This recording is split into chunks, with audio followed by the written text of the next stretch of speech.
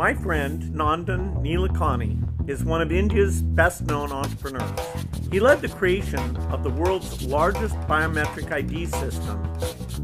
Now, he's working to promote his platform to improve the lives of the world's poorest people. There are more than 1 billion people around the world who don't have any kind of ID.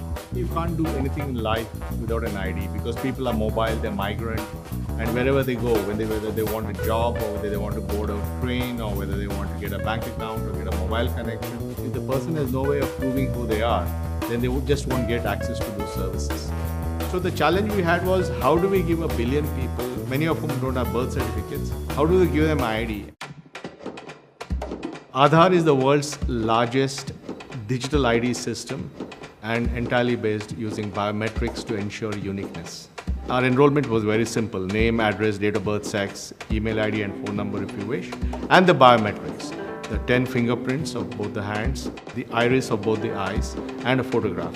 And in a few days, he would get his Aadhaar number in the mail, and that's how 1 billion people got their IDs.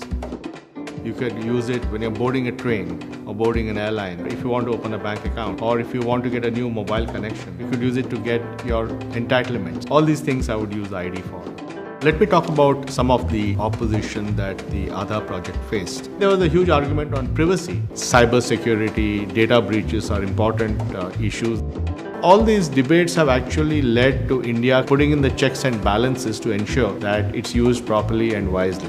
So it's not data for companies to commercialize, it's not data for governments to do surveillance, but data in the hands of individuals to empower their own lives. In the developing countries, people will be data rich before they're economically well off. Therefore, can we think of empowering people with their own data? This is very, very critical for development because we have billions of people in emerging countries who have to be given a chance to participate and have access to opportunity. My view is that if everyone has a bank account, everyone has a mobile phone, and everyone has a digital ID, then they can do magic in their lives.